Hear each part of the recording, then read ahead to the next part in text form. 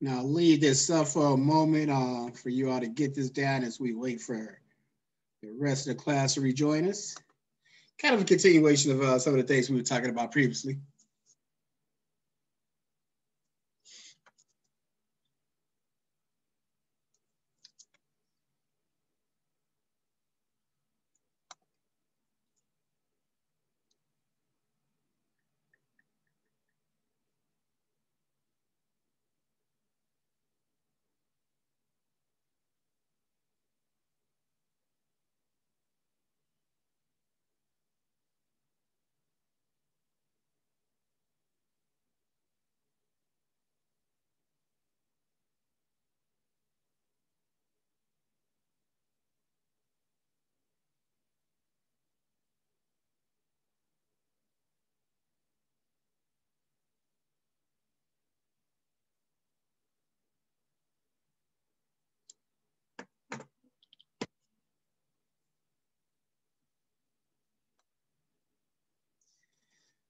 So again, when we talk about the self, ourselves are never just part of us as individuals. Ourselves in very many ways are made up of all of our experiences and all the individuals that we've encountered and that have helped to raise us in the society that we live in. So in this way, it's important to understand the type of cultural orientation that you come from. African Americans have a very unique, and we're not the only ones for sure, because when we look at this breakdown here, it's important to note that most cultures in the world and most cultures in the history of the world, as I always do your own research on this, but most cultures in the world are actually collective. This isn't always Maisha because these people are so much better and so much more moralistic than Americans. The societies and cultures that they lived in required that. That it was understood that you got to depend upon each other for any individual one of us to survive. We have to begin to rely on each other in some way. That's still true in America, but it's less true here than in other parts of the world. It is certainly not the ideology that we use to kind of govern our society. Our society is governed off of the notion and belief that, yeah, every man and woman is on their own. Ron and dear Maisha. Is that where like the saying "it takes a village to raise a kid" comes from? Absolutely. Collective. Yes. Okay. It is absolutely rooted in that perspective. And that's why I say African Americans kind of have it in between, because we still, even in spite of slavery, we still got so many of our African and Eastern traditions that carry on, but we live in a very individualistic culture. Yeah. Maisha? I just wanted to kind of ask, in other countries they don't have as much racial barriers as we do in the United States, and that's kind of I was deemed like a part of their collectivism because they don't really look at race so much as we do here in America because they all depend on each other. I mean, it might still be some racial barriers, but it's not as prevalent as it is in the United States. Yeah. Now there's still some level of isms there in other parts of the world, so it just may not be as defined by race. So in Africa, where there may be one race of Black people, but the collectivism may not be necessarily rooted in all Africans per se. It may be, okay, that person's Black, I'm Black, but we're Hutu and they're Tutsi. I'm Zulu and they're Xhosa. Or in India, I'm Muslim and he's Hindu. I belong to this caste and they belong to this caste. So there's still some discrimination. It may just not be based on race as much, and definitely not as explicitly as it is in America. But the focus is on the group. But even within that, there are biases where the collectivism may not always extend to all of humanity per se. It may be, okay, we finna be collective within our particular group. And within this group, we know we gotta definitely stick together. And in this way, though, and again, there are pros and cons to that. Because a potential con to it can be that you can lose your individuality and the things that you want personally because of the group objectives. That if you're an Hispanic family and you want to pursue a certain ambition, but the family says that, no, you shouldn't do that. We need you to be close to home. That can put like that individual going off and getting more opportunity could actually help the family economically. But it's like, no, we need you close to home because these are our collective traditions. If you're a woman in a collective Islamic culture and you want to learn about physics, but your collectivist culture is telling you that no, our group says that women are not supposed to do that. But you're like, well, wait a minute. I know what the group says, but I think differently. Like you as an individual could be pushed down. So there's a lot of beauty that there's space in our society for people to, stand on the individuals, even if everybody else is against me and saying I'm wrong, that I have the right and space to do that. And I can do that and I won't get killed or be ostracized. Again, there are some limits to that. We don't promote individuality as much as we sometimes romanticize over here. But in terms of the structures of our legal system, that you can have individual rights and beliefs that are totally opposite of everybody else. And for the most part, people can leave you alone. We encourage this. We're not trying to stress, parents, teachers, we don't try and teach you, hey, you're supposed to think and be like everybody else. So in this way where I grew up in an Islamic family, Maisha, but I have the individual right and freedom and space to not be religious. And my family and, are still gonna love me. I can still be accepted. If I want to go to the mosque sometimes, I can do that. That would be very different than if I was living in Saudi Arabia or Iran. And I decided like, you know what, look, all this, Islamic stuff is cool, but, I might want to have, some red wine every now and again. Is that cool? If God thinks that's wrong, let me as an individual deal with God, on my own about that. Like, let me and God work it out. Rest of y'all need to shut the hell up. That's what we can do in our individualistic society in a way that they cannot always do in collectivist societies. But it does make it where personal goals are often more important in group alliances, where even though, again, I encourage us to stick together as Black people, oftentimes, for the sake of the individual, we may not always hold on to those group alliances, and that doesn't make us bad people. That makes it where even people that grew up in these collective societies, if they grow up in this culture, they're going to have more of this mindset after a while. Again, when many religious people, when they be coming over here, some of the people that are deeply religious over in Iran, they get to America, dog, it often tends to be a different story.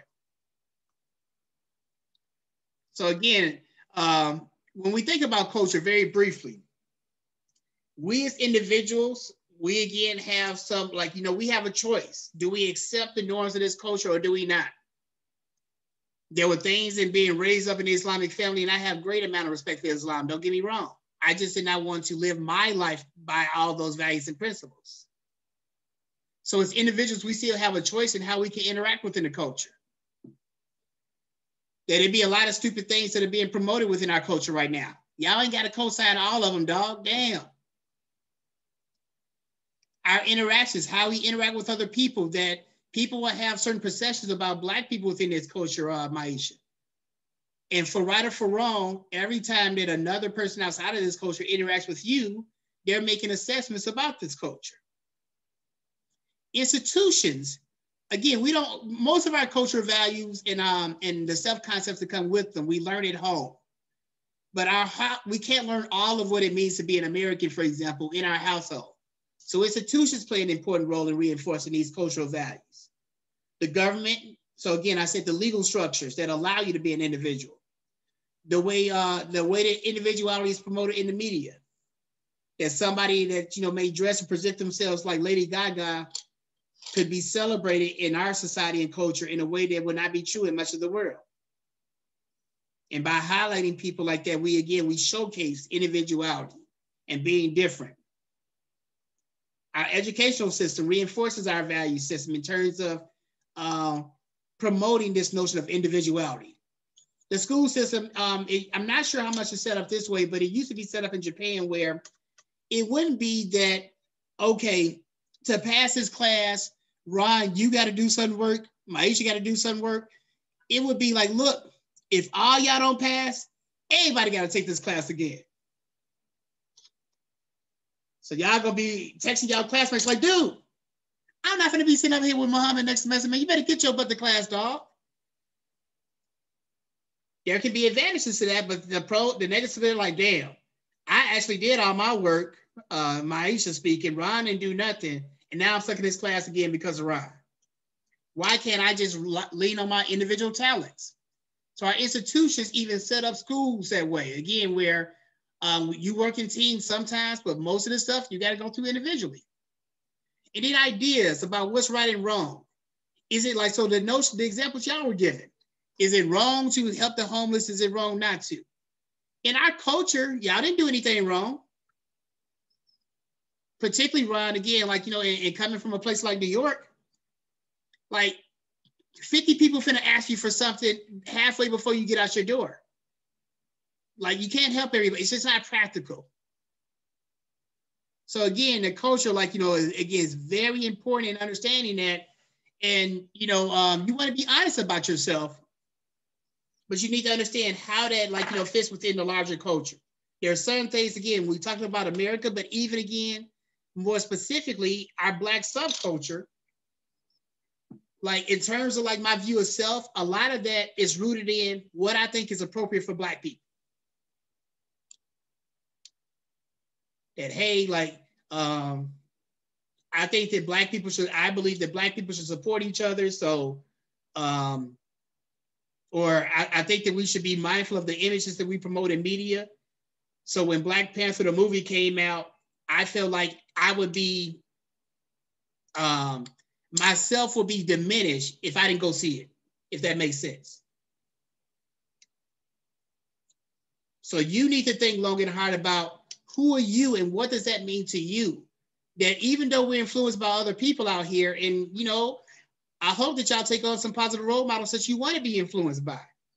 But I hope that you also think through your use of introspection, some principles that you want to lean on no matter what, no matter who's around. Like I said, Ron, there are going to be many things, and I got you 1 second, that are going to try and take you out of yourself. I want you to be able to be yourself in all situations, in all environments. Same way, again, like, you know, we all know that there are things that can provoke us to being really nasty and violent. But if you don't want to see yourself as that type of person, you want to be trying and guard against things that are going to pull you out of who you are. Ron Anderson. Speaking specifically on collectivism, right? So I noticed, like, in my recent years of school, I've had 2 professors so far that kind of, you know, said, hey, you know, we have a group project. You have to work in a group, which is understandable. You know, it's kind of to build teamwork. Absolutely. Now, one of those professors, this is a class I took a couple semesters ago, we didn't get to choose our teammates, right? It was kind of like it was pre-made teams. And, you know, it just made me think, you know, I get the idea of, like, you know, influencing and teamwork, you know, that collectivism. Mm-hmm. But then, you know, her ideology behind it was, you know, you're gonna stick around. Like, okay, so say if you're an A+ student, right? Mm-hmm. You're gonna stick around the A+ students. That's damn straight. Because again, if you say group work, I already got my 3 pre-made people that I got in my mind. If we in the same class, we automatically working together. Absolutely. Now, the thought of working, like, you know, with somebody that I know doesn't do their work, that option would never come across my head. Mm-hmm. But then, you know, from her perspective as a professor, I understand that, you know, us A+ students are not going to, you know, choose to work with somebody that we know not going to do the work. Absolutely. Versus, you know, if we're placed with them, you know, maybe we can give them a push to get them to do the work. Mm-hmm. So it's kind of like, I kind of find that thought conflicting, that idea conflicting, because it's like, you know, I get it. It's teamwork, you know, we're building teamwork. But when you put me in an environment where it's like, you know, I know this person not going to pull the same weight I'm pulling, it makes me want to isolate. Because there's been plenty of times we've had group projects and I work completely by myself. I've taken that responsibility because it's like, yo, I'm not even going to stress myself out and try to rely on somebody else. I'm going to just do it myself. Absolutely. And again, as I think that is a difficult balance to strike. I would encourage you always, again, to think about who am I and just be that person in all situations. So like, I've been in a situation like that where it's like, okay, look, like I hated group work as well as undergrad, because I had certain levels and expectations for myself. Like, I don't really know. I didn't, once I became a serious student, I didn't really know how to go half-ass anymore. So I couldn't do that, like, even if I wanted to. So, like, in a group project, it may be that, like, I'm not finna dumb myself down to, like, make y'all feel more comfortable, get on y'all level, or to just, so I'm just gonna run my race. And in the process of that, some of y'all may get offended, some of y'all may catch up. And again, that's not easy. There are some limits to it because you don't want to be taken advantage of, because some people were like, okay, look, I'm just gonna have Ron do all the work because I know he just can't help himself. So there is a balance between that. But I think what the professor's trying to do, like the thing that we talked about, like influence. Yeah, we're influenced by people around and we're influenced by the environment. So I think the main thing there was like, okay, by putting them around another person that has good habits, and maybe even this quote unquote bad or unfocused student more than likely has some good habits that you all can learn from as well. So I think it was just about, influencing each other more than anything else. Obviously, I don't know what the assignment and the project was, but I know, for example, like that I'm a huge North Carolina Tar Heel basketball fan. And one of the things that the old coach Dean Smith used to do, he used to have people, they would have different roommates on the road, and he would assign them, like, you got to be with a different person each time. What do you think he was trying to accomplish there? To get them to build connections with each other rather than, you got your one person that you're always riding with. Good. He was trying to avoid cliques. And the team, like, look, I need y'all all to ride for each other the same. And he would think, like, look, people is people. So even this person that you think is real different from you, when you spend some time, like, you like, man, like, I might not be able to kick with him all the time, like on the weekends and stuff, but Ron is kind of cool. Like, you know what? Like, you all right, dog. I would have never guessed that if we went to, like, Rooney. I'm sure we've had situations like that with the, like, roommates in college and stuff. People that, I was in this grad program, this bridge program one time. And I remember I came into the, when I met my roommate for the first time, and I was just like, oh my God. I can't believe they put me in the room. I've been asking other people, like, dog, can you please switch rooms with me, man? Like, I'm gonna go crazy with this motherfucker. But me and my dude, Paul, like, we were very different, but we clicked very, very quickly. That's still one of my best guys to this day. So you never know who and may you will be influenced by, but it is very rare that human beings are around each other and somebody is an influence. So very quickly, we talk, again, I had this, we talked about the components of self in North America, where we view ourselves as very independent. We describe ourselves in terms of our personal traits. We see ourselves as very unique and individualistic, and personal achievement is really, really important in America. In collective cultures of Asia, Africa, and Latin America, they view themselves as a part of a larger social network.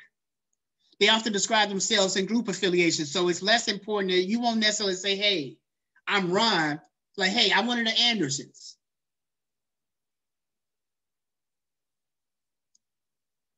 They derive satisfaction from the status of the group.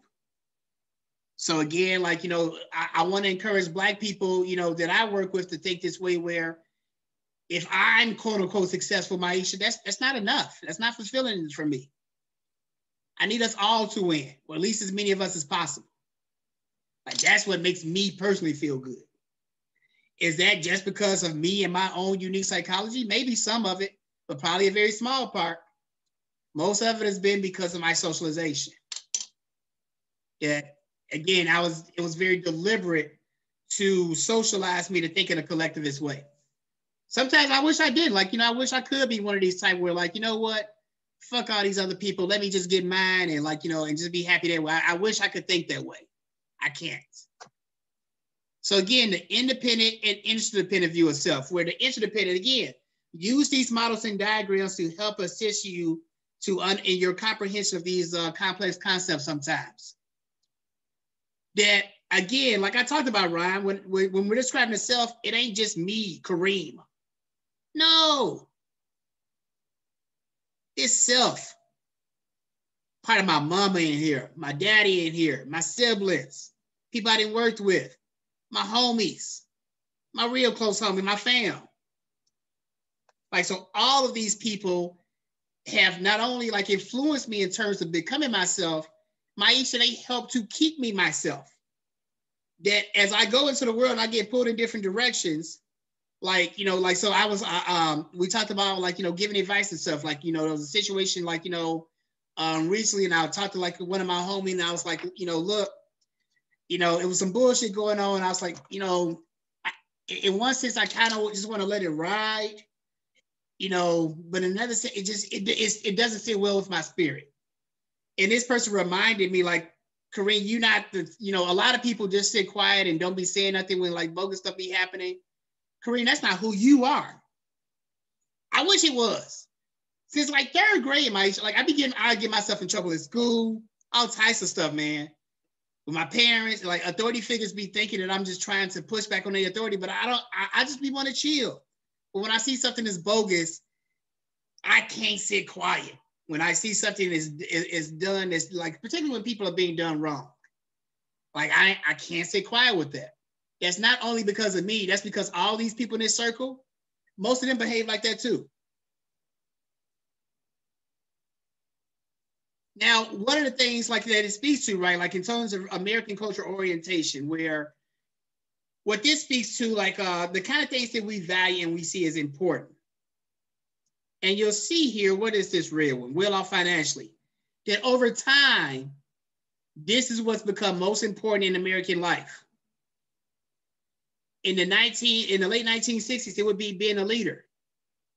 But now, getting that money. But not just getting money, being financially well off. That's different.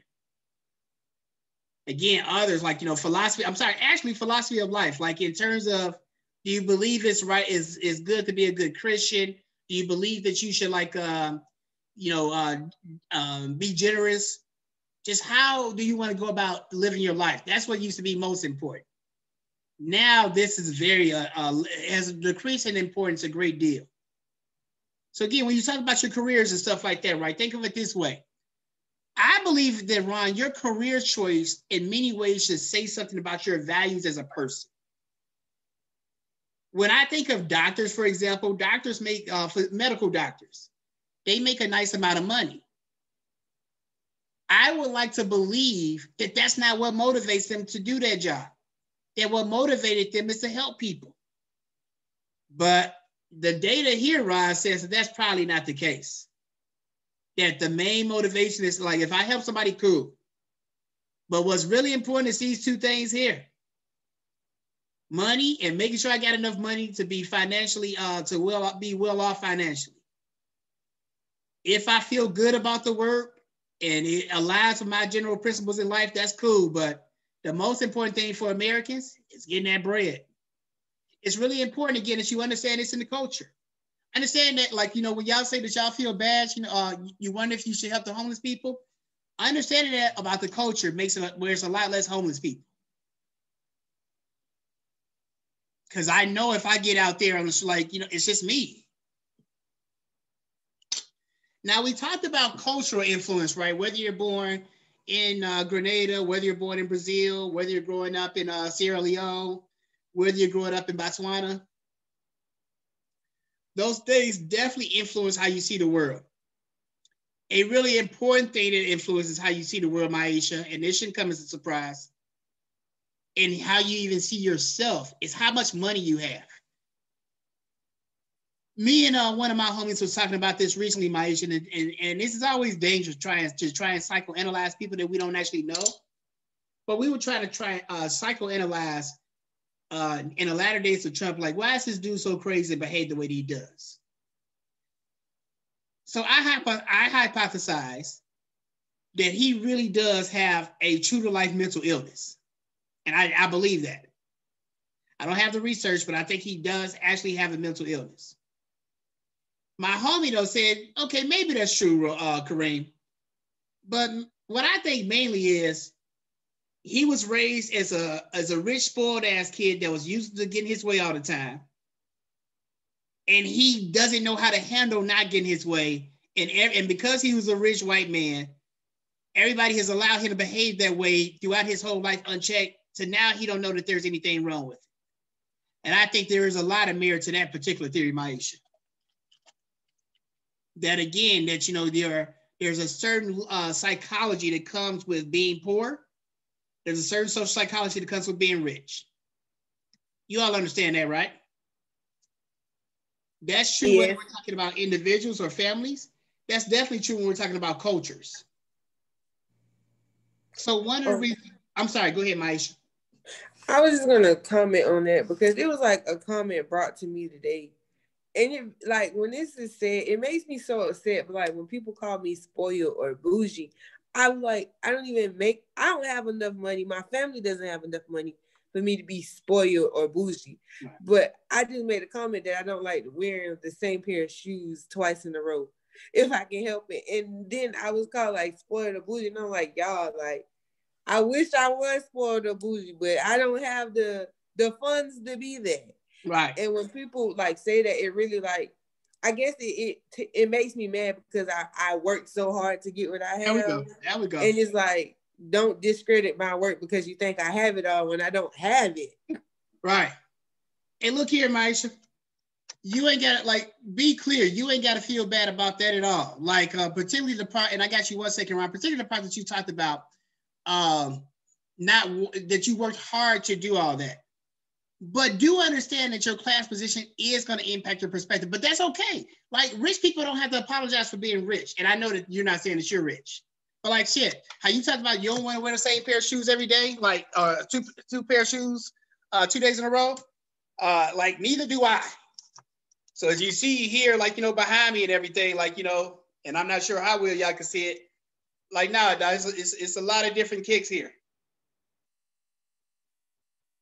So now I am not going to be like, you know, wearing like, you know, these boys like, you know, 2 days in a row. I don't feel bad about that. But what it says, I worked very hard, but I also have to recognize that I'm coming from a privileged position and that there are many people in the world that ain't even gonna be able to have one pair of shoes like this year. And I have to understand the difference between me and them. Like, so just as a case in point, right, where even though I have moved up in social class, in many ways, I still have a psychology of a working class person. So I was having a debate recently, like where people were like some people that grew up like me was arguing against like the federal minimum wage being raised. And I like, you know, cause they're a small business. I'm like, look, I feel y'all, man, but like, imagine, put yourself in the shoes of somebody that's trying to raise a family on $7.15 an hour. That's crazy. How y'all like, what is up with y'all psychology where y'all are so detached where you can't think like that anymore? Like, that's a problem. So it's okay to have our positions, but we also want to be mindful that these, like, so you ain't got to feel bad about not wanting to wear 2 pairs of shoes in a row. I do encourage you to think about the experiences of people that might not be able to have those kind of thoughts, but you ain't got to apologize for that at all. Thank you, Ron, for your patience. Quick little note. This argument was brought to me the other day. Basically about how us as Black people, we kind of frown upon other Black people that, you know, are so-called spoiled or spoon-fed, or, you know, their parents provided for them. And then the counter argument for that was basically like, yo, like, what point in fucking time where did you not, like, you know, why are we frowning upon other people's parents providing for their children until they can make it on their own? And again, you know, this is some shit I never really thought about because it really wasn't no need. But it's like, yo, I never thought about that, you know, whereas, you know, back in the day, like, that nigga spoiled, he get what he want, you know, I'm working, I do my job. But, you know, again, that's not discrediting me working and making what I need to make for myself. But if my parents provide for me until I graduate college, then there's nothing wrong with that. Right. Now, there is a line to be drawn against, you know, those people who let that go to their head and, you know, expect that throughout life. Right. But, you know, as Black individuals, you know, I feel like it shouldn't just be like, yo, damn, you know, I'm better than him because I'm working for my shit. I've been working since I was 15 and he's spoon-fed since he was 9. Like, that shit don't make no sense at all. Right. Now, what gets problematic if you think that you're better than this person or that you are in a certain position because sometimes where we go into problems is that rich or privileged people will look down upon this non-privileged person and not acknowledge all the benefits they had. You ain't got to apologize for the benefits. Just be mindful of them. We don't have to apologize for living in a rich country, but we need to be mindful of the fact that, you know, our experiences allow us to have a lot of different, take a lot of things for granted that a lot of poor people cannot. Very quickly, so like, I hope that y'all are able to make it where when y'all children aren't going to college, they don't have to pay for hardly nothing. They don't got to apologize for that. But that goes from a collectivist mindset where that little 18-year-old, 20 years from now, better not be thinking like, see, I'm here and I ain't got to pay the cost because I'm just so much smarter than y'all. No, you had a lot of privileges and benefits. That's where a lot of times when white people, when they look down upon other people, they ignore how much so many things have been set up for you to succeed. And you ain't got to apologize for that, but you do need to acknowledge that. Close us out, Ms. Ainsworth.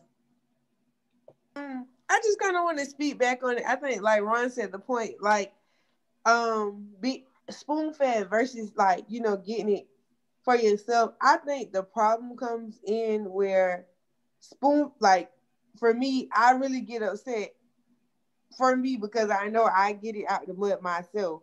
And then if somebody come up to me and be like, oh, why you don't got this? Why you don't got that? And they're spoon-fed. That's what, like, it gets real at, because you can't question why I don't have this, because I'm not mad that your parents, like, have for you or provided for you because that's what they're supposed to do. But at the same time, don't question me why I don't have the same leisure or the same benefits as you because you don't have the same struggle as me. Absolutely. And I think that's what Dr. Muhammad was trying to say was, you have to respect where people come from. I'm not saying that I live the poorest life, but I'm not saying that I live the richest either. Absolutely. And I respect everybody hustle, no matter if you was somebody gave it to you or not. Because, like, when I look at people like my age, when they move out and they own an apartment, and I be like, dang, I wish I could have my own apartment. But then I look and I be like, well, I have family who say I don't have to move out because they'll take care of me as long as I'm in school. So, like, I don't know. It's the approach for me. Absolutely. And that goes back into, like, the psychology, like, of our culture. And there are things that we got to work on there in terms of, accepting that, again, no matter what your state, particularly as Black folks, there's always a struggle, no matter where your social class position is. And just really understanding, again, in development of ourselves, this is what this is all pointing to.